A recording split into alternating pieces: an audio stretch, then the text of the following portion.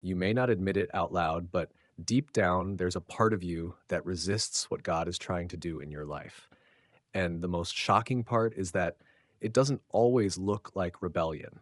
Sometimes it looks like overplanning, perfectionism, or even religious busyness that keeps you from surrender. You pray for direction, but when God answers in a way that threatens your comfort, your logic kicks in, and suddenly you need more confirmation. What you call waiting on the Lord might actually be hesitation born out of fear, because his plan doesn't match your preferences or your timeline. Yet, Proverbs 3 5 to 6 warns you not to lean on your own understanding.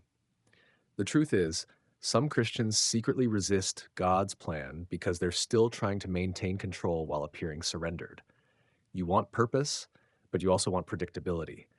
You cry out for breakthrough, but when God starts breaking things in your life, you panic. Joseph didn't step into his calling without betrayal, slavery, and prison. And if you think your anointing exempts you from discomfort, you're not ready for divine promotion. Another hidden reason Christians resist God's plan is because they're still idolizing a version of life God never promised. Whether it's a certain relationship, career, or timeline, you've built an altar to your dream and asked God to bless it instead of letting Him build from the ground up. Romans 12, verse 2 commands you to be transformed by the renewing of your mind, but transformation requires letting go of assumptions, ego, and sometimes even people who have become too familiar with your old self. Then there's the secret pride issue, the belief that you know what's best for your own life, masked as independence or discernment. But James 4 6 says, God resists the proud and gives grace to the humble.